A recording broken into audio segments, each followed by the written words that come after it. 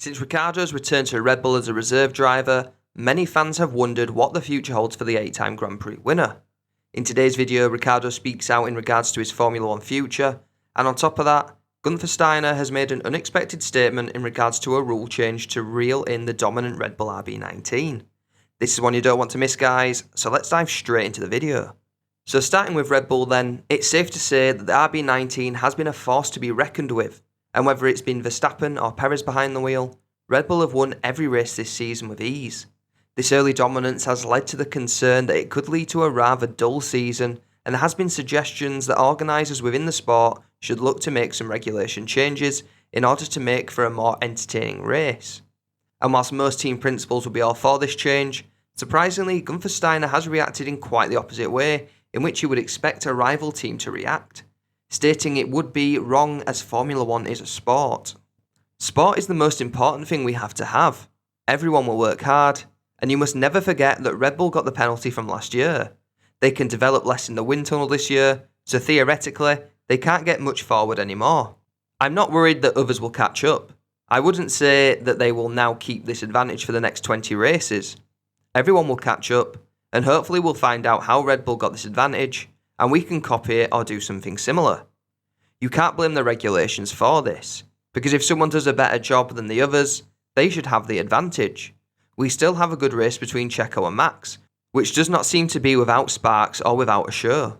Now I do have to agree with what Guenther has to say here. Red Bull nailed the specifications with the RB19, and it has resulted in a very quick car, so it's hard to see how organisers can penalise a team, somehow, for simply doing a good job. And looking forward, I do believe that the penalty will start to take an effect as the season progresses, which should see Aston Martin, Mercedes and Ferrari begin to close the gap. But let's move on to the news regarding Ricciardo. Since Ricciardo parted ways with McLaren at the end of the 2022 season and announced his return to Red Bull as a reserve driver, many fans have questioned what the future holds for Daniel within the sport. And since his first appearance within the team in Australia, Ricciardo has given a statement in regards to what he has realised about where he went wrong in the past and where he sees himself in the future. It's safe to say that Daniel Ricciardo's career took a bit of a nosedive when he joined McLaren, as this resulted in some of his worst seasons to date. And during a recent interview with Fox Sports, he reflected on his departure from the team. Once you're in the season, it's relentless. All you really have a chance to do is dissect the last race and say, okay, the setup was this and we'll do that next time. You don't actually get a look at the big picture.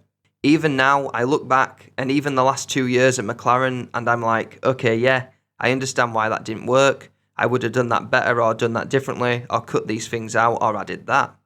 So I'm even in a position now, only a few months removed from last season, where if I get back on the grid next year, I already have things that I want to do differently, and it's quite cool. I wouldn't have had that if I was still in the race car. Now, whilst fans are eager to see Ricciardo back on the grid, we could potentially be waiting a little while longer, as he has stated whilst he is eager to get back to racing in a full-time seat, he will only consider a race seat in a competitive team. And you can only really assume at this point that the only real teams he could possibly be eyeing up would be Aston Martin, Ferrari, Red Bull or Mercedes. One thing I want to get out of this year is I want to know what I want, but I also want to know what I don't want. And I think I can already answer that.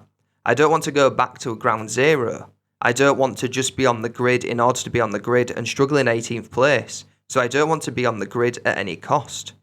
I know that it's harder to jump straight into a top team in terms of availability, but I know that's where I want to be. I know I thrive in those situations when there is more on the line. I think at this point in my career, to have that real hunger and motivation to race at the front, that's all I really want.